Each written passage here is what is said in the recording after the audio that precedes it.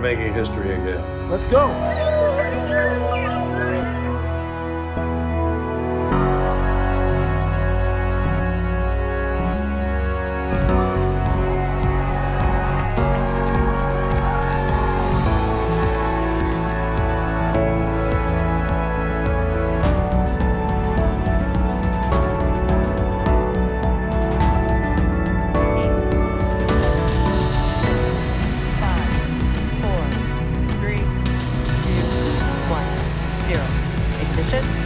Liftoff of the Falcon 9 and Crew Dragon. Go NASA, go SpaceX, Godspeed, Bob and Doug. America has launched. So rises a new era of American spaceflight, and with it the ambitions of a new generation continuing the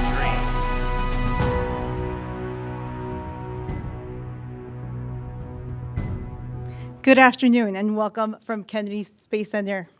I'm Bettina Klein with NASA's Office of Communications. What a day.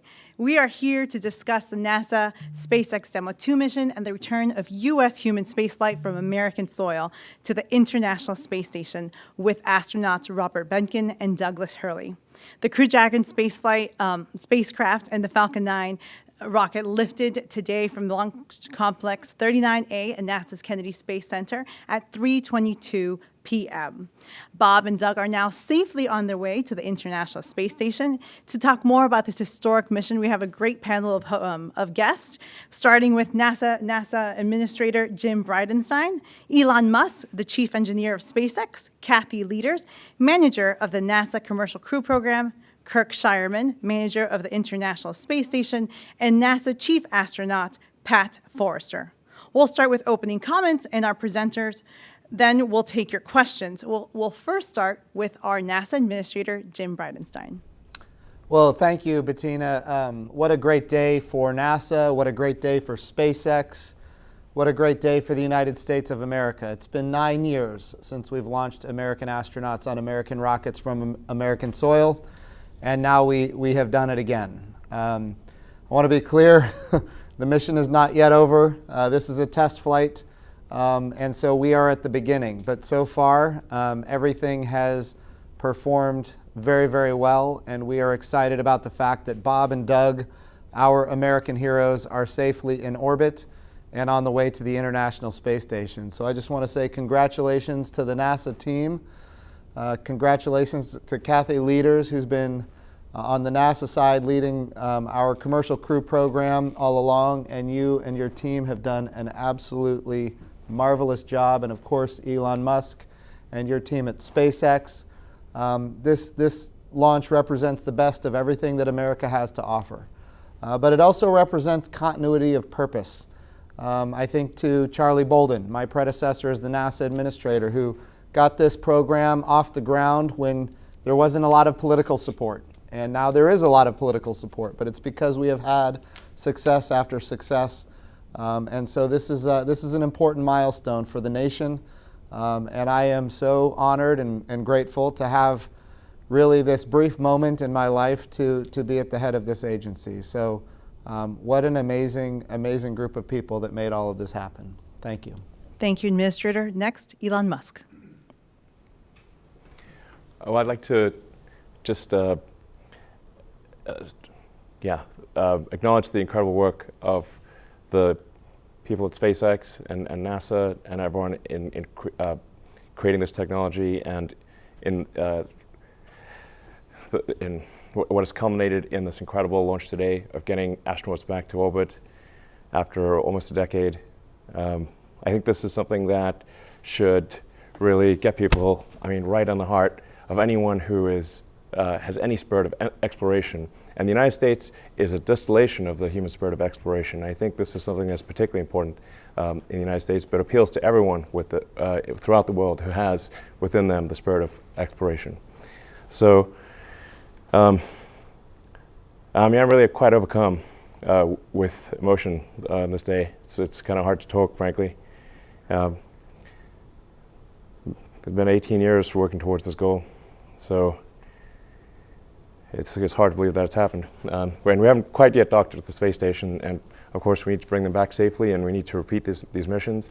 and have this be a regular occurrence.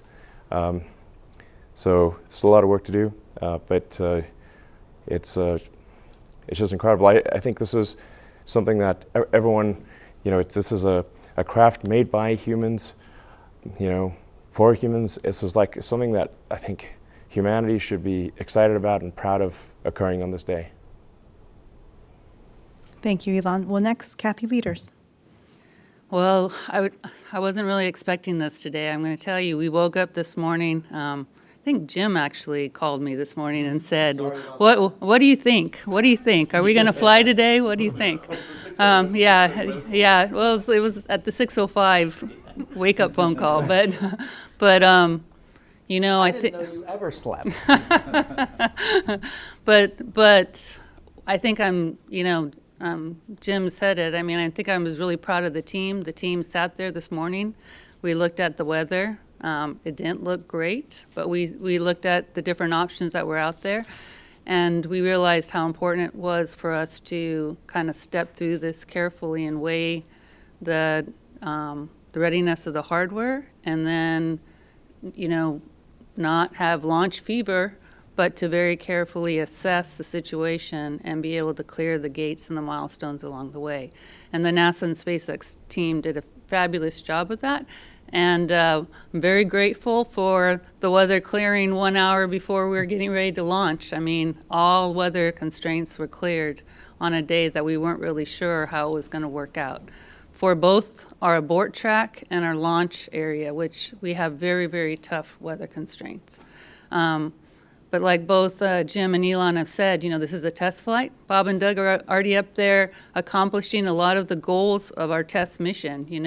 They got to do their far field demos. They got to feel, what it's like to be able to use the touch screens when you're in zero G. They got to be able to check out all the different parts of the system and liberate their zero-G indicator, which I think you guys all have and probably have on order right now. And they have a lot more things. They're going to get to try to sleep. I'm not sure how they're going to do that, but they're going to get to try to sleep. And then tomorrow morning, we'll be approaching space station, and it'll be some of the most important demonstrations that they'll be able to work on about how do we safely dock to the International Space Station. So I am so grateful and proud of our NASA and SpaceX team. They are still vigilant. They're still on console. We're going to stay. I'm going to stay in the LCC until Bob and Doug get docked to the International Space Station, because we're going to stay vigilant until we bring them safely home. Very, very proud of this team. Cannot tell you how happy I am and amazed that we're here today. Thank you. Kirk Shireman. Well, what a great day. Very, very great day for human spaceflight. Big congratulations to Elon Musk and the SpaceX team, and of course a big congratulations to Jim Bridenstine and his leadership together with Kathy Leaders and the commercial crew team. Just a fantastic day. Really, really happy to be part of it. A lot of the ISS team couldn't be here in Florida today, but I can tell you they were watching it virtually. They actually had a virtual launch watching party, and they were very excited to see the launch as well.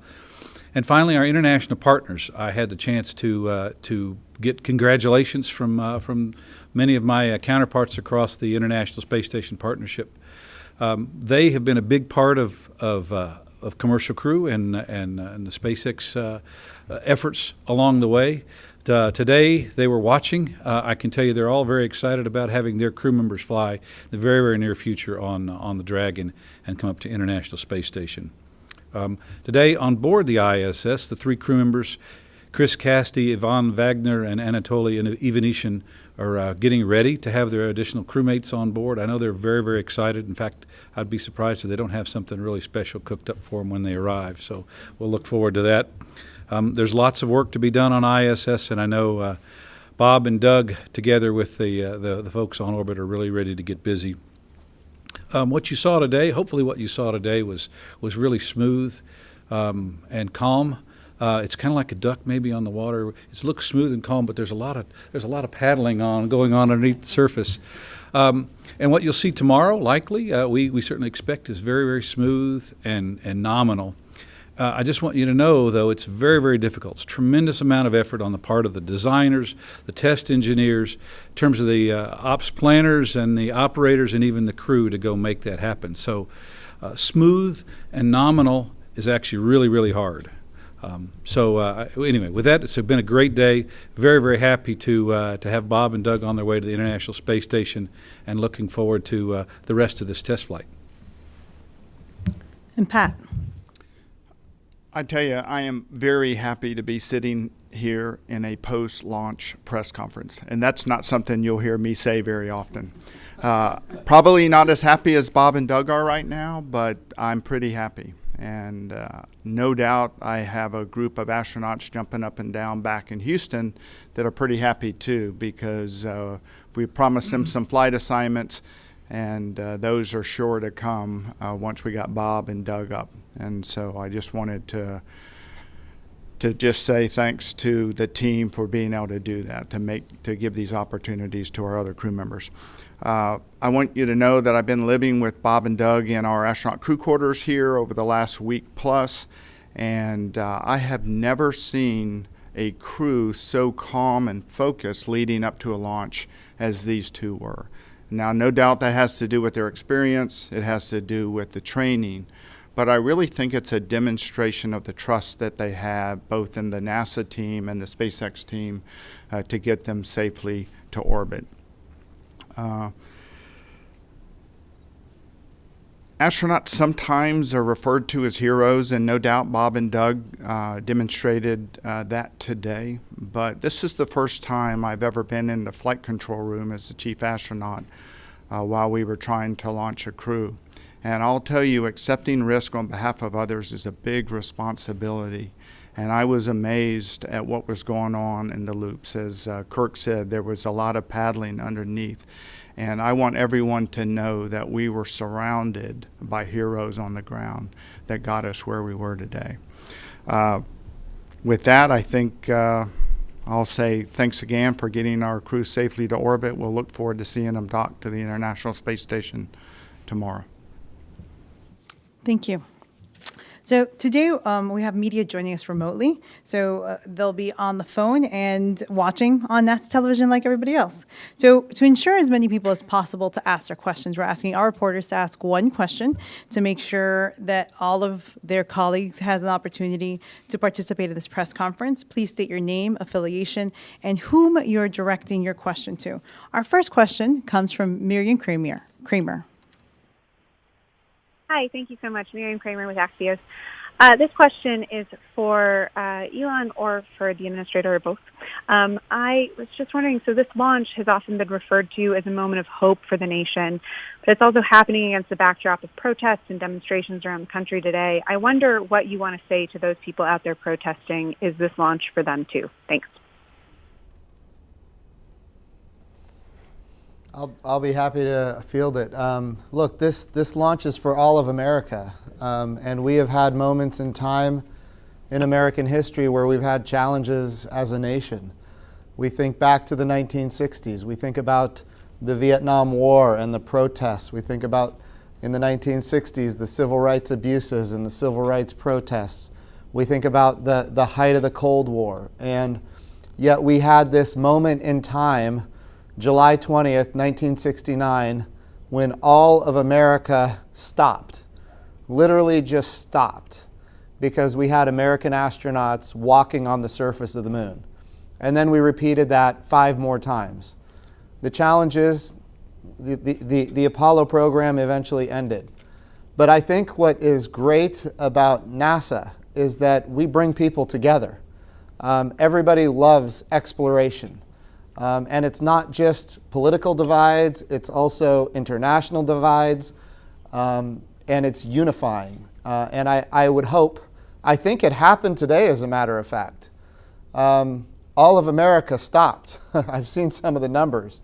The amount of viewership on what we accomplished today was off the charts. And so I am hoping that people can see this as something that is bright and hopeful, and that people know that tomorrow is a new day and a better day, and we're always going to strive to do better.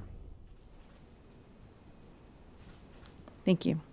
Our next question comes from Jackie Waddles of CNN. Thanks so much for doing this. I was curious, this question is for Elon, if you had heard from President Trump yet and what he might have told you and what you might have said to him about this. Thanks so much.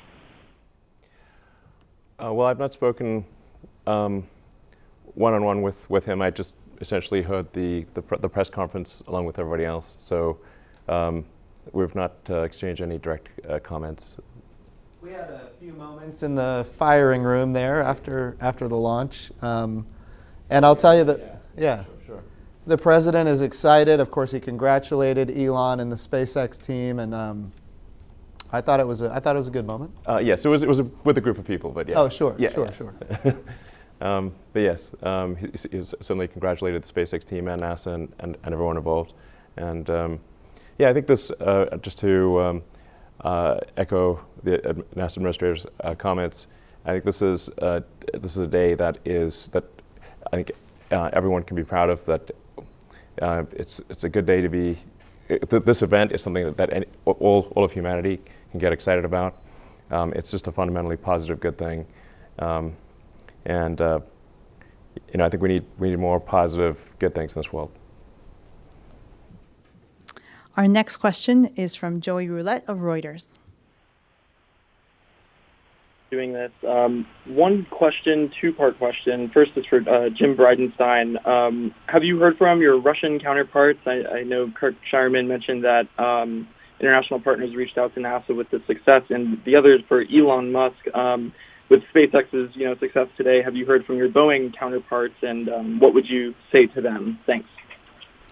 So Dmitry Rogozin is the head of Roscosmos in Russia, and I haven't talked to him, but I have seen his public comments, and of course he was overwhelmingly congratulatory towards NASA and SpaceX, and he made some comment about how it's like flying an iPhone or something, and I know I've made similar comments as well, but he did express that this is an exciting day, not just for us, but also for them.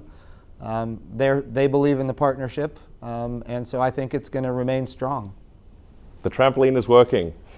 That's right. Yeah, it's the inside joke. I know what you're Inside joke, yeah. Our next question comes from Marcia Dunn. For you, your company president said right before liftoff that she was super nervous, stomach and throat. Could you talk about how you were, your emotions, your feelings leading up to liftoff, and especially seeing them make it to orbit safely? Thank you very much. Was that for me or Elon? Sure. I think it was for Elon. For Elon, please. Yeah. Elon? Marcia, if you're still on the line, can you repeat your question? Yes. Elon, Gwynne Shotwell said right before liftoff that she had her stomach in her throat. She was super nervous. I'd like to know how you were feeling in the minutes leading up to liftoff today, your emotions, your feelings of having to stand there and watch all this unfold. Thank you. Well, I mean, just speaking straight from the heart, on Wednesday during the first countdown, I'd say that my adrenaline was railed at 100%. And when the launch was called off, it went to 0%. It was like I just basically collapsed and slept the longest time I'd slept in probably a year. Then oddly enough today, I don't know, it felt like just the fates were aligned, and I didn't feel nervous, it felt like it was going to work, and it felt like the right thing was going to happen. So, for whatever reason, I did not feel nervous. Hey, Bettina, can I Sure. say something real quick? I just got a note moments ago. Doug Hurley announced that the Crew Dragon is named Endeavour. And cool. we are going to look forward to hearing a few words from them shortly. Thank you. Yeah, they've been flying it around actually. It's cool that they took it off automatic and just were manually flying the craft around. It's got to be pretty fun, just zipping around space and spacecraft. Everyone's childhood dream. Yeah. Next, we'll go to Emery Kelly of Florida Today. Hey, folks. Thanks. Thanks for doing this. I appreciate it. I'm just wondering, with this being the first time humans have had a chance to experience flying on a Falcon 9 and in a Crew Dragon after all these years of them flying, have you gotten any input from Bob and Doug? Is it, smooth ride? What was it like? Thank you. So I have not heard specifically as to how it flies. I do know that we are going to hear from them soon. I don't know at what point that's going to take place. Bettina, I don't know if you have that specific information.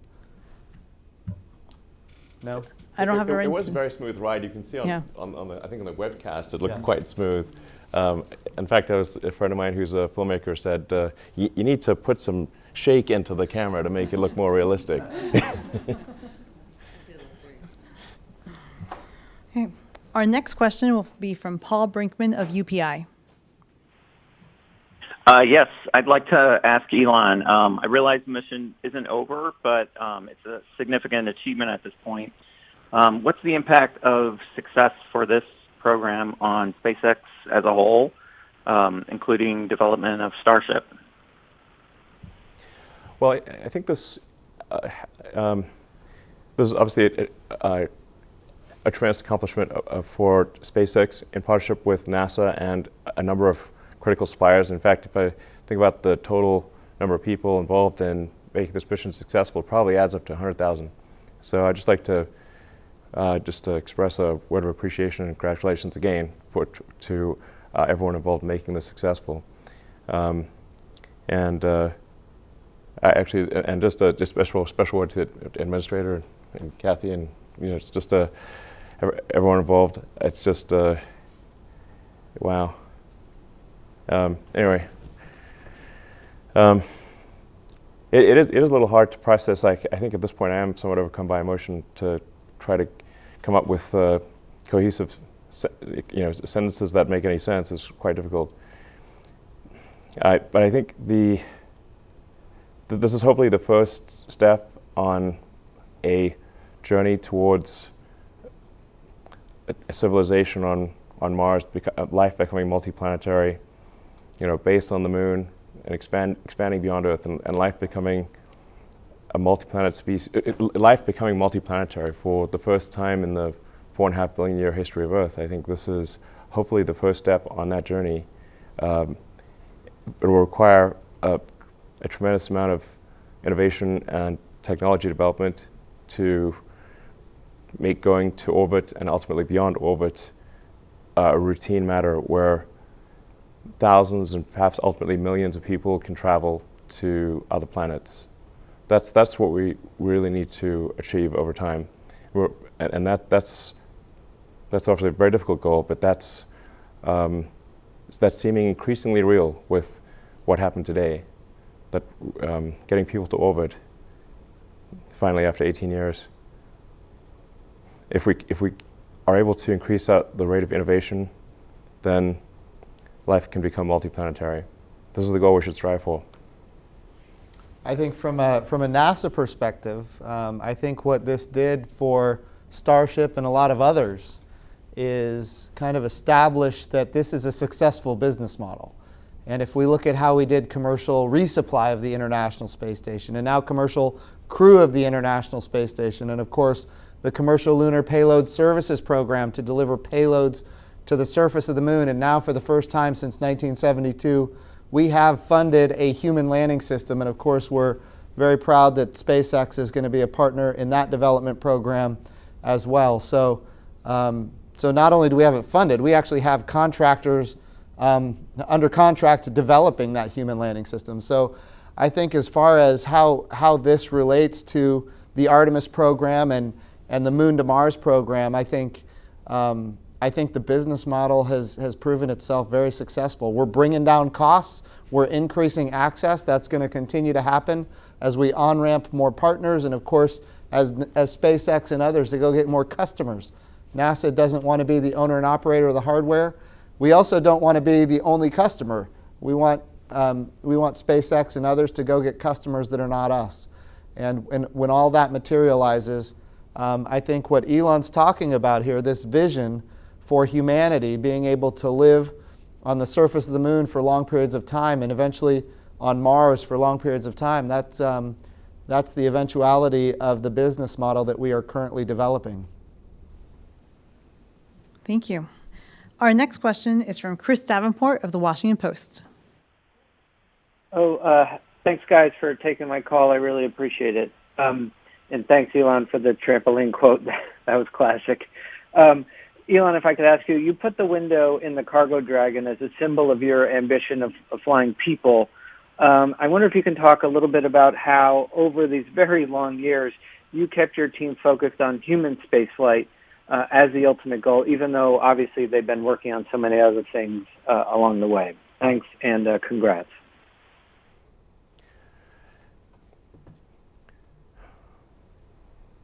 Yeah, human spaceflight was always the goal, the fundamental goal of SpaceX. Well, like I said, to create the technologies or help create the technologies necessary to make life sustainably multiplanetary.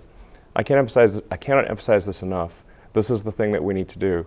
We must make life sustainably multiplanetary. It's not one planet to the exclusion of another, but to extend life beyond Earth. We are life's agent in this regard.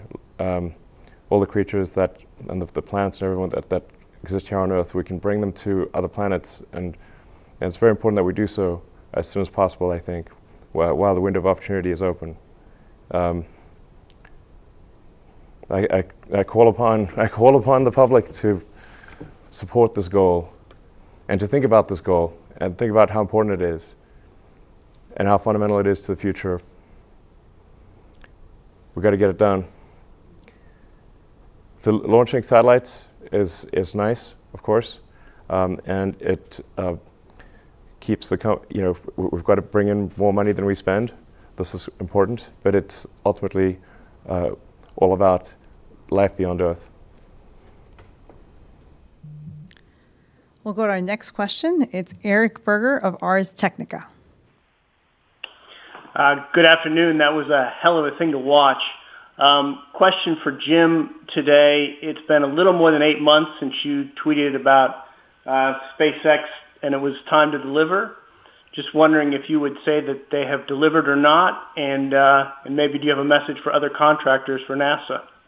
Yeah, no, I leave it to you to bring this up. We're celebrating here a little bit. I want to be careful we're not celebrating too much until Bob and Doug get home safely. But no, that's right. There was a time 8 months ago, as you mentioned, where we were having challenges with parachutes. We had a Crew Dragon that had a static fire test that ultimately resulted in its catastrophic loss. If you would have told me then that we would be right here today, I don't know that I would have believed it. And yes, I sent a tweet and asked Elon to deliver. And I'll tell you the same thing. I told the president, I told the vice president, and of course I've said it in a number of interviews. Since that day, Elon Musk and SpaceX have delivered on everything NASA has asked them to deliver on, and at a speed that we never would have guessed. My engineering team was saying that this is not going to be able to be achieved in this amount of time. The amount of parachute tests that we had to get done and how long it takes to get those parachute tests done. Look, we got all the parachute tests done.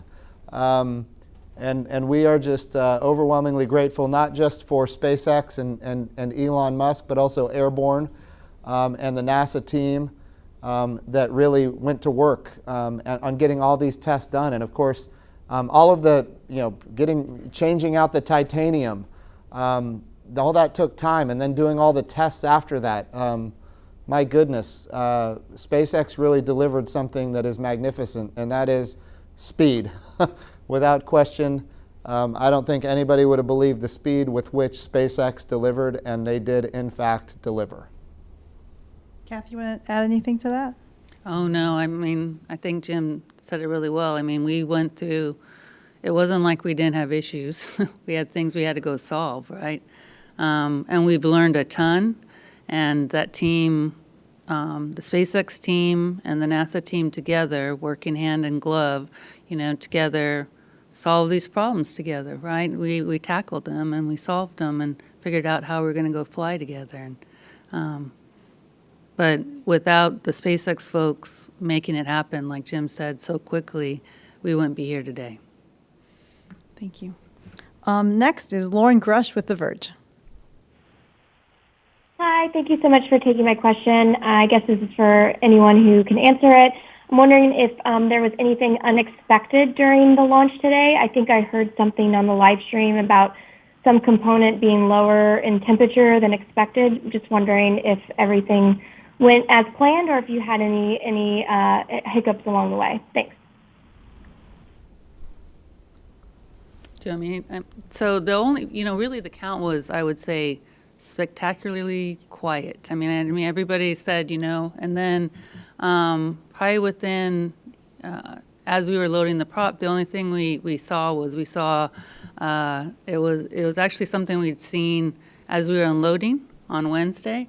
We had a sensor that was reading in a way that we had to go understand why was it reading in that particular manner, and we also had to understand what can happen if it fails. And it was in an area where actually it's downstream of our fill and drain valve, and so it was, kind of Jim talked before about where do the teams, how do they work together, and one of the things that we've learned on this mission is how to go take a piece of data, like a sensor data, and go understand what is that data telling us, and then be able to clear it, which is really why we were able to fly, through our understanding of what the issue was, and then turn that around in a very short period of time. And what that takes is two groups of folks that have been working with each other for a while and understand what the vehicle is trying to tell them. But, I thought, oh my goodness, we're going to have this issue after going through all the weather stuff. Now we're going to have this issue. And I was very impressed with how the joint teams together looked at the sensor, understood it, understood the phenomena, and then cleared it and continued on the count. Next, we'll go to Irene Klotz of Aviation Week. Thanks, Bettina. Congratulations, everybody. That was super impressive to see. My question, I think, is for Kathy and maybe for Elon. What has to happen from this point on for you all to feel confident that a August 30th or early September launch of the first post-certification mission can happen? Thanks. Well, I'm very proud of the SpaceX team for another reason. We had really wanted our Crew 1 vehicle to get into prop checkouts, which is really where the spacecraft's assembled, and we're kind of in one of the final acceptance testing modes.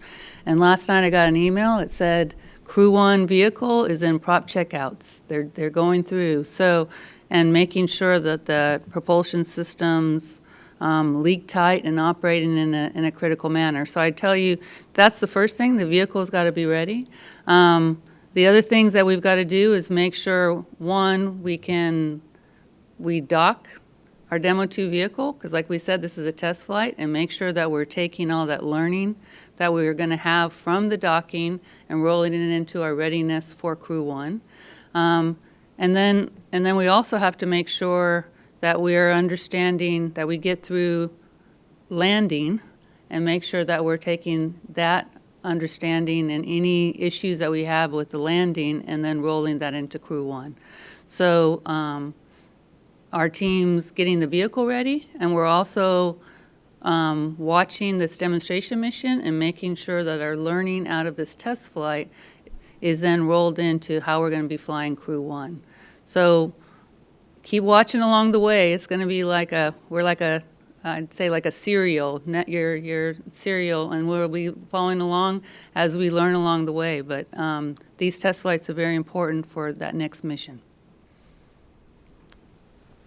Next question comes from Jeff Faust. Hi, this is Jeff Faust with Space News. Are there any issues you're particularly watching on the Crew Dragon as it approaches the space station? Anything that you'll be particularly keeping your fingers across over the remaining hours up through docking?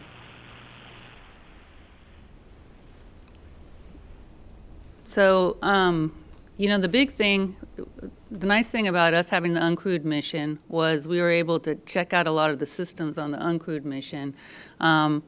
That had to do with docking. And I think everybody saw last spring how successful our Demo 1 mission was through the docking phase.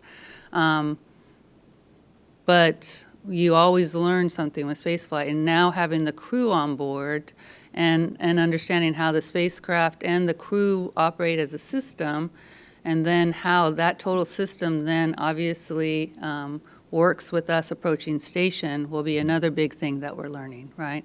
And then obviously, people forget, and Kirk alluded to it, us understanding how to be docked with station and operate within station is a big part of our learning for this group. This is also our first long duration mission where we're going to be doing integrated operations with the space station for a long period of time, which is also going to be a huge learning opportunity for us. So these test flights are very, very important for us to not only learn how the vehicle works, but learn how we're operating it.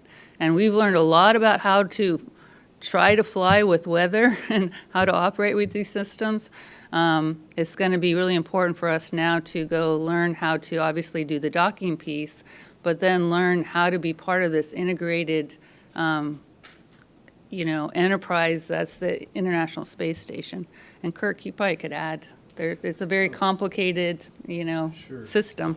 First of all, I promise good weather tomorrow, Kathy. I Excellent. promise no rain showers. We did have a solar flare, but I don't think that'll impact our operations. But there's a series of tests along the way. Just like on Demo 1, there's some additional tests. Of course, Doug's going to take over and fly manually, and the crew on board the Dragon, Bob and Doug, monitoring how the vehicle comes in, and Chris Cassidy on board the ISS will also be monitoring it. So it really is, how does the vehicle perform? How does the integrated crew, both the crew on the Dragon and the crew on the International Space Station, handle all that? And then, of course, equalizing the pressures, making sure there's no leaks when it's mated to the ISS. And then finally, just training the crew to come across the hatch and how the ISS works and be part of that bigger integrated team. So I think there's a tremendous amount of things to learn along the way. And we have very, very experienced crew on board the ISS and a very, very experienced crew on Dragon. And I think it'll go really well. But I'm sure we'll learn a few things along the way. Thank you. Our next question is going to come from Jackie Goddard of Times of London. Hello, thank you, and congratulations. My question is for Elon. You said last week that you had told Bob and Doug's two little boys that you would do everything you can to bring them home safely. Even with a safe launch out the way, that must still weigh on you throughout the mission, though. And I wondered if you can share some personal insight into what it's like to have that responsibility, not just with your SpaceX hat on, but as a dad. Thank you.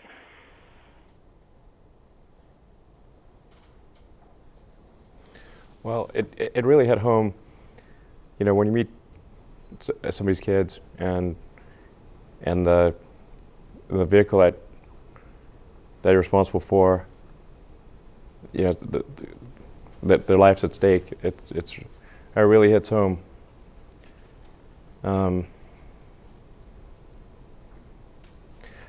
So, there's still. So we still got to dock with the space station. We still got to return. I think there's an argument that the return is more dangerous in some ways than the ascent. So we don't want to declare victory yet. We need to bring him home safely. Make sure that we're doing everything we can to minimize that risk of reentry and return. we were able to do that with the Demo 1 vehicle, so we were able to retire a lot of risk with the re-entry there. That's a big deal, but yeah,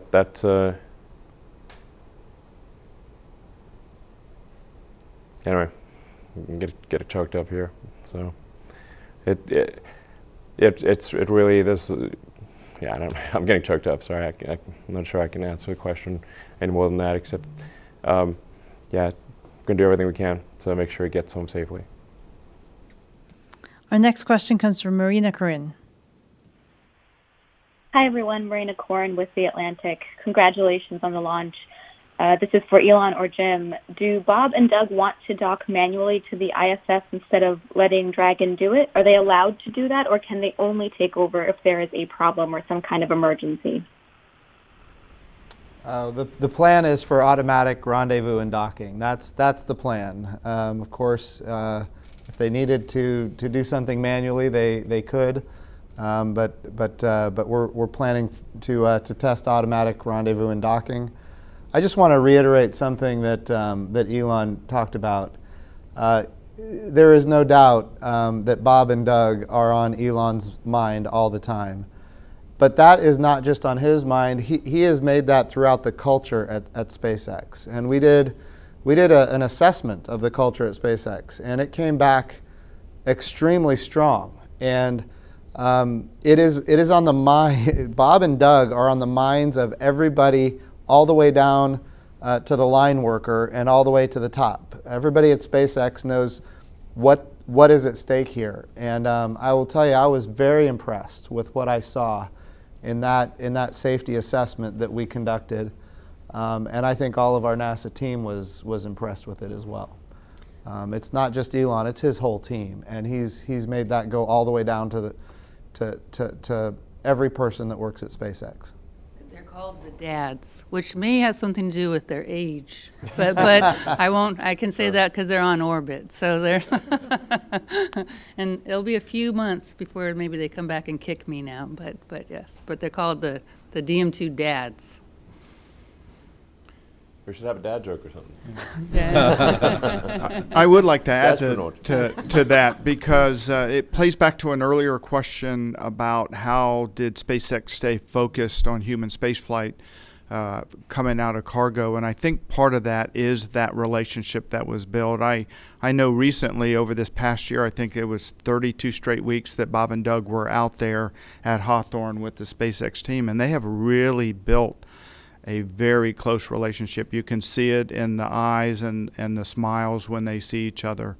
And that goes a long way, I think, in this. And so I think what's really, really cool is that the part number for their seats and their suits has their names in it. Mm-hmm. So, I think, Elon, you guys have done a great job to personalize that they're flying our crews. That culture is not easy to achieve, and it's not easy to get it throughout the whole organization. And the safety assessment that we did indicated that was the case. Well, I just want to say that I think we would not have achieved this level of safety without the tremendous support from NASA and your team. NASA made us way better than we would otherwise have been, and obviously we couldn't even have got started without NASA. So thank you very much for your support. Let's celebrate safety when we get them home. Yeah, totally. Yes. Yeah. Let's do that. Yeah. But it's good. Our next question is from Ivan Crone from AFP. Thank you very much. A question for Elon Musk. Could you expand on Starship development and about when you expect you will go around the moon? Well, I tend to be a little optimistic about schedules. So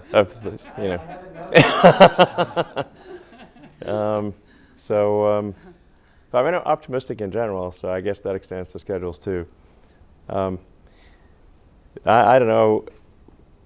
I mean, I guess I would wish that we could do it in 2 years. I don't know. That might mean 4, but I don't know. I think it's not out of the question that it could be 2 years. I would be surprised if it took more than 4. Okay. Our next question is from Dave Mosher of Business Insider. Thank you for taking my question, and congratulations on an amazing launch. This is for Elon. You've been working toward this moment for 18 years and have certainly encountered some resistance along the way, I think even at NASA at one point.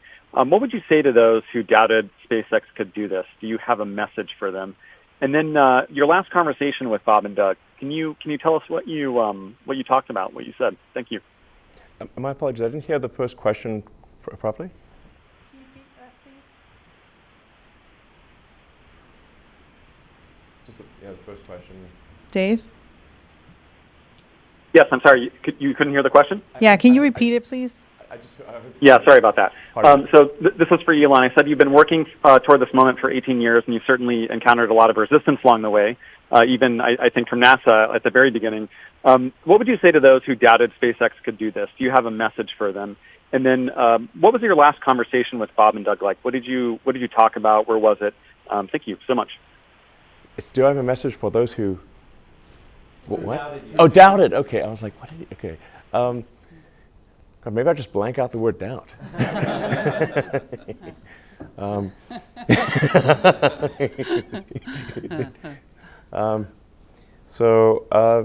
I mean, to be totally frank, I doubted us too. So I thought we, had maybe, when starting SpaceX, maybe had a 10% chance of reaching orbit. So to those who doubted us, I was like, well, I think you're probably right. I mean, the number of times that I was told, like, because I was taking the money that I earned from PayPal and rolling it into to create SpaceX and Tesla, and I ended up spending it all. It wasn't the intention, but almost both companies went bankrupt. Frankly, 2008 was a tough year. It took us 4 attempts just to get to orbit with Falcon 1. But a lot of times people would tell me this joke, like, how do you make a small fortune in the rocket industry? You start with a large one, is the punchline. And I was like, okay, I already heard that joke 12,000 times, Anyway, and it almost came true. We just barely made it there, that 4th launch of Falcon 1. That's all the money we had for that 4th launch. And then, and that wasn't even enough to save the company. We also then had to win the NASA cargo resupply contract. So that came a little after, a little bit later, or right towards the end of 2008.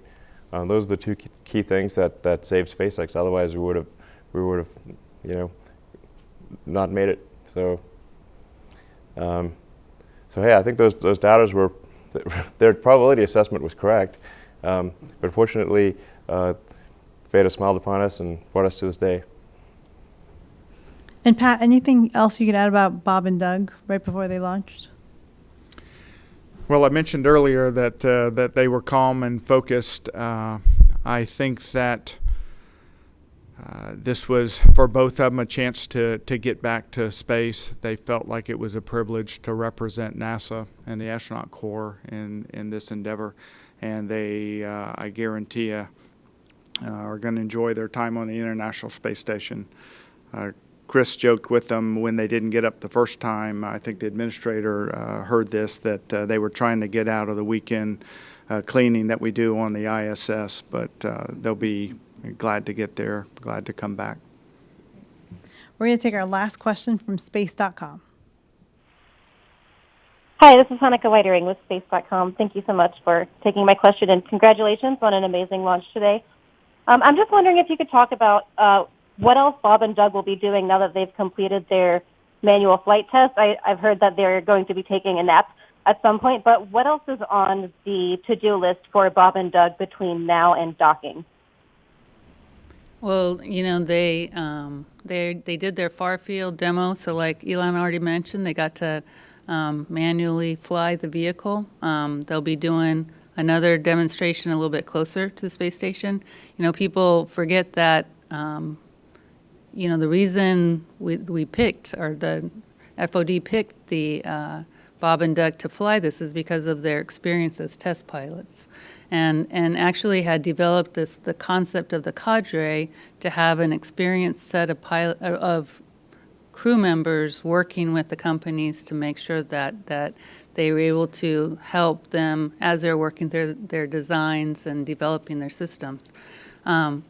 So this is kind of cool because this is Bob and Doug get to actually fly the work that they've been helping work and develop and figure out how's it really working on orbit. And so the other thing they get to do is just to be able to be, the ecosystem's working. They're getting to see, are things cooling?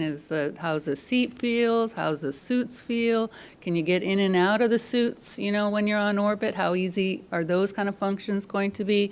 I'm not going to talk about the waste functions, but that's kind of part of it. And then obviously how approach feels with, I know that Jim was able to use a simulator, but now they've got this big simulator that's the International Space Station that they're going to get to be able to actually, come up to and be able to dock and see how that really works and how it matches. Because one of the things that's really important, and we all know it, and anybody is how does a real thing really approximate what you've been practicing on for, the last few years. And so they now are going to be able to come back, and for these next crews that are going up, they'll be able to share with them, hey, this is really how it felt. This is how these systems worked. And be able to share that experience with the Crew 1 crew that right now is doing their training. So they're doing a very, very, very important function for our upcoming crews that will really be the long-duration crew members and will be flying to the space station.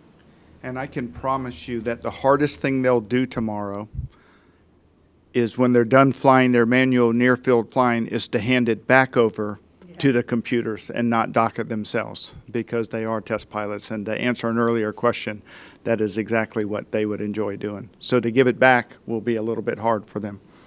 I did notice, Doug was really good at teaching Jim how to fly it. Mm-hmm. So, yes, he helped you dock, right? Well, I might have.